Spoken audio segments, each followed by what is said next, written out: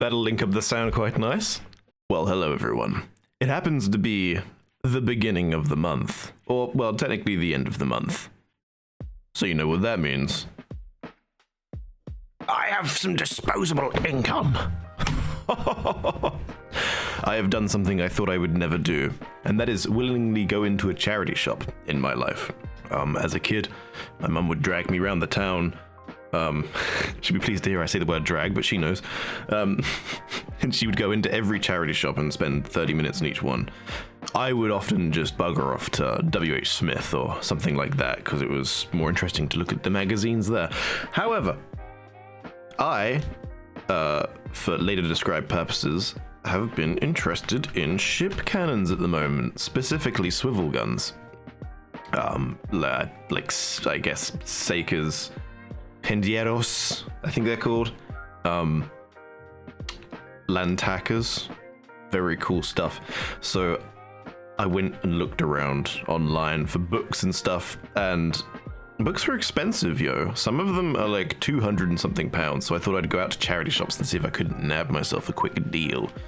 So I went out, I had to take my car into the garage, and I took the opportunity to go through all the charity shops in my local high street, and I came across some books. These aren't all the books that I bought, but while I was out, I found some other fun things. I found World War I, photos of. I found a little observer's book of ships, which at first I thought was for submariners to determine what they're going to shoot at, but I think it's just for a budding enthusiast like yourself. Yes, I don't think those were... Well, actually, maybe these were around during World War II, I don't know. Who knows? And some other stuff. I'll show this one quickly because I don't want people to get too excited. A lot of these, it surprised me, a lot of these books are only like £2 or £3 in these places. It's great. And God, I also happened upon, you know what, let's start at the beginning. So I'm looking into swivel cannons and stuff because I am in a D&D campaign. My DM knows this, hopefully. And it is in a time before like guns and such. And I chose an artificer artillerist, you see. And I was wondering how to make my eldritch cannon work. And I came to the unlikely conclusion that I would, at some point, ooh, sweaty, rip the swivel cannon off of some kind of ship and use that as my eldritch cannon. And, well, I did print out some very nice ones. You see, hang on. I printed out some very... You're going to laugh at some of these, obviously. I printed out some lovely cannons. You got some Lantakas right here and here. You got some tri-barrel things. I made a medieval flamethrower with a backwards bellows. I feel like it would still work. A glaive with a slingshot in it so I could sling my artificer spells across yonder. But this has also led me into a little bit of a mini obsession with swivel cannons, and it seems to be a hard subject to find too much info on. They were quite popular during the, I want to say 14 to 1600s, something like that. And the earlier you go, the more likely you are to find sort of like the breech loading kind, which is interesting. I thought that would come later, but it actually turns out that they tried that first because it was easier to load from the back of the gun, but they couldn't really quite make gas-tight seals, so it ended up like harming people and things would fracture a bunch. Anyway, I have found a couple of books here and there, and a lot of the time swivel cannons and such were used by traders, especially in Southeast Asia, around the Java Islands and that sort of thing, the Majapahit Empire. So I decided to pick up also a book on ocean traders of the time. I haven't had a flick through all of these books just yet. The one I flicked through the most so far is this one by Ian Hogg and John Batchelor, which goes through the iterations of the naval gun through the years. I have a little voice crack there. I picked up this book because immediately the first thing you see is a swivel gun, a breech loading one, pretty much a Lantaka, I guess. I'm not really sure on the differences of them, but you see over here we have these Peterere over here. I don't know if I'm pronouncing that right. And there's a beautiful example of a pivot gun here, a swivel gun. And this book was very interesting. I do like pictures, although I have actually been reading it, which is a surprise. I found it quite hard to put down. You can see where I got to up over here. There's a lot of technical detail in here.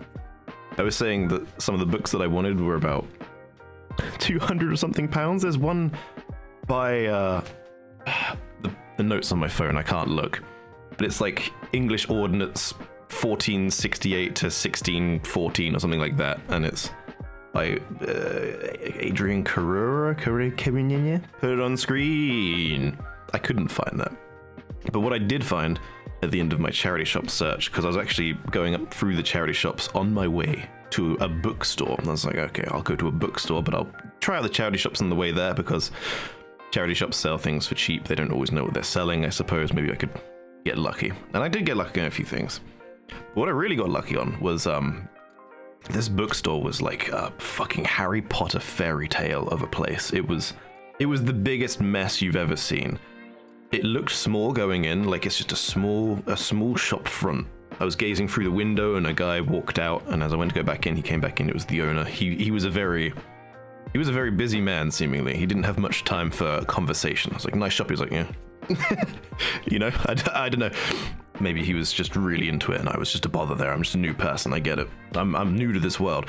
But you go in and it's an absolute mess. Every inch of floor space that you don't need to put 1.5 feet on at a time has books. It's just the room you're in. It's just hard to get around. I wouldn't even assume that you can. It looks like it's locked off, but I think he just expects you to climb over stuff, and he does because he does it himself. And says, yeah, the books are over there, past like a barricade of knowledge. And you go into the back, and there's another room, and then another room, and you go around the corner, and there's another room, and then there's a staircase. It's half a staircase, because the other half is a bookshelf. And you go upstairs, books everywhere, and then there's another upstairs. It goes on and on. It was a fairy tale. Somehow he knew everything was in lieu of a Dewey Decimal System within a mile radius of the place. But he pointed me to the corner, and I found 3 books that I really liked the look of, as well as a couple that I saw online, which I picked up and had a flick through, and it wasn't kind of my thing. This was one of those. I do believe this was another one, which I actually haven't looked into yet, but it's Voyages That Changed the World. Sounds very interesting. Maybe there's some going down, let's see, the northeast, 1533. Maybe there's something about swivel guns in there, you never know. I doubt it, but it's more about the travels. But I thought it's only like a couple of, how much was this? It wasn't £15, it was £3. I was like, I can't say no to that. And look at all these. I love this. It's a nice amount of text, followed by some pictures and some nice layout. I do like a good book. I'm not very good at reading, and by that I mean, like, in many terms of the word. Like, I struggle to follow along with books, and I don't read them very often when I have them, but I like them, you know? The other one I got from him was this one, I think. But we shall go through Ocean Traders, which cost me £9.95. She seems a bit expensive. Maybe that was from his store as well. Expensive. It's like, what, £9 for a huge book on stuff. And it's got all these beautiful illustrations and these things about restoring old ships and such like that. Some old art. Say, look, if you want to learn how to draw something, then here you go. Around here is where you'd see a lot of like swivel guns and stuff, because small merchant ships need something to deter pirates and the like. It's not just for stopping boarding parties on bigger ships, you know, you need to defend yourself. So around these islands, it was quite popular for that to be the case. Well, so far I've read. I'm not a learned man, but maybe I'm trying. I know the pages aren't an inch thick, and that's how I'm scrolling through this, but that's how we're doing this. Look at all these lovely cross sections and stuff. I love the technical stuff in these kind of books. I very much like a non-fiction book which doesn't just have like it was a cartoony drawing. I'll just do it in editing. I'm not so much a fan of those, but I do like the very technical stuff. You know, I like a good explanation. And these pictures are these illustrations are very lovely. I don't like the old medieval ones or whatever they are, you know, with the really, really shit proportions and such. Gotta learn how to draw, yo. What was it's in this naval gun book. It's obviously quite detailed, and the writing's quite nice, and actually it was quite easy to follow. You get like these technical sort of diagrams almost, you know, it's quite intricate. I like that. Look at this, isn't that beautiful? God damn. That's alright. These illustrations, man. You got your sponge, you got your ramrod, what else do you need? Got a beautiful carronade? I love a good carronade for some reason. Volley guns, organ guns, sorry, and these kind of things. Awesome. I don't know what this one is. I'm not sure I've even opened this one up. A foreword, of which I should probably read if I go through this properly.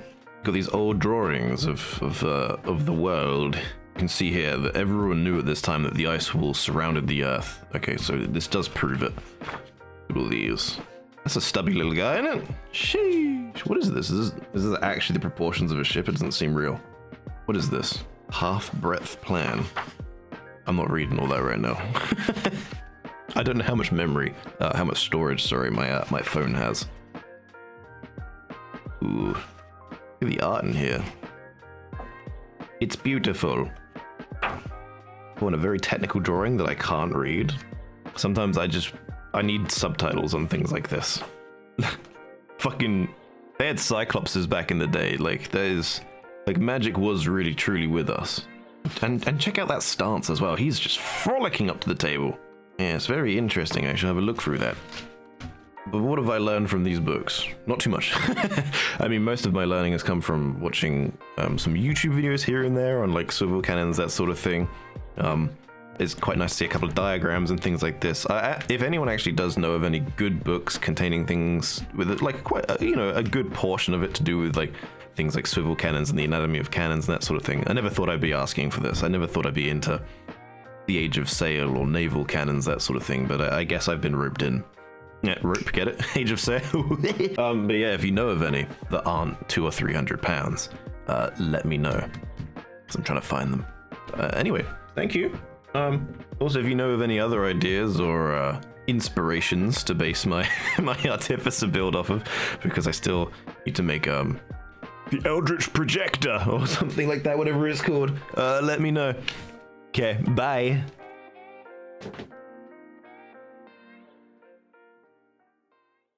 Bonus section!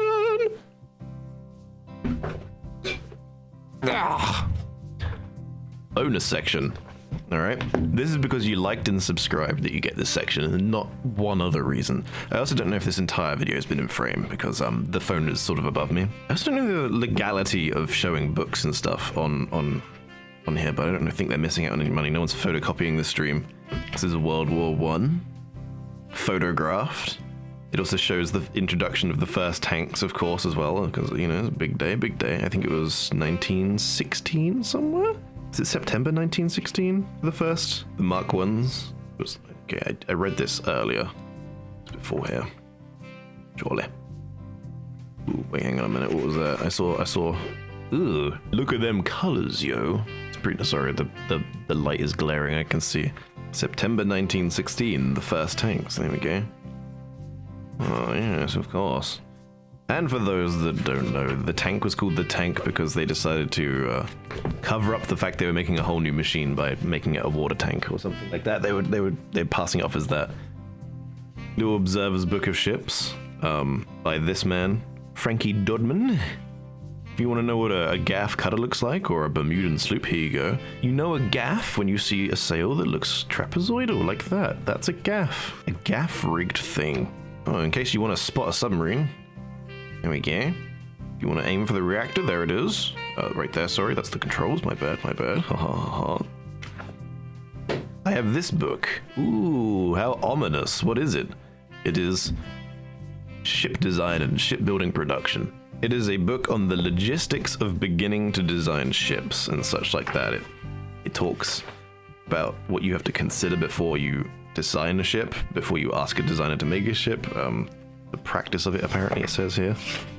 This one's a bit more of a drier read, but I think the person is rather informal, who's writing it, so it's not too dry, I don't believe. It's still very interesting. It's got a good few illustrations. If a book lacks illustrations, and it's a non-fiction book, then what are you doing? You don't want to leave things up to the imagination with non-fiction, I believe. Here we have 1969. Britannia Yearbook of Science and the Future. Ooh, very nice. What's in here? I have actually had a flick through this one. The Challenge of the Future. It just talks about sciencey stuff from the 60s. It's well outdated now, obviously. It's like, what, 50 years old, 50-something years old, like 57 years old now. But it still has some stuff and some things, you know. The changing medicine cabinet, I wouldn't read anything in here. Who knows? I mean, maybe it would be quite interesting to... oh, look, here they are, testing for the thing. So that's where they got it from. I guess they got it from this book. So I guess the thing happened after 1969 then. Okay, we'll put that in the lore, put that on the wiki. DNA and what it looks like. Very cool, very cool. Yeah, there's some cool stuff in there. I do enjoy these old books with these illustrations. I've seen that picture 1,000 times. It's lovely. A picture of a telephone video attachment. Oh, yeah, this is Skype. That's alright. There's some cool stuff in here. Ugh. Okay, alright. Need to find one more interesting thing in this book. Look, a ball! Oh, Jesus! Yes, I picked up a Warhammer book. It was £1.99. I thought, I can't say no. I keep saying I'm not into Warhammer, but I thought, for £2? Why not give it a go? If this stream is going to be taken down by anyone, it's Games Workshop, so I won't flick through every single page. But it is mostly black and white by the looks of it. It's got a starting bit of what you need, how to play the game, sort of, what you need to start painting your models is a part of it, I do believe. It was somewhere in here. Just how the game works. I guess it's just like the first book you ever get for Warhammer. The shooting phase. Skip forward a bit. This is obviously quite an old book, because... oh no, it has colours in it, there you go. Still, obviously quite an old book. It's got the universe, Ultima Segmentum Solar, and Perpetual. The Orcs. I know one of my buddies has just got an erection right now.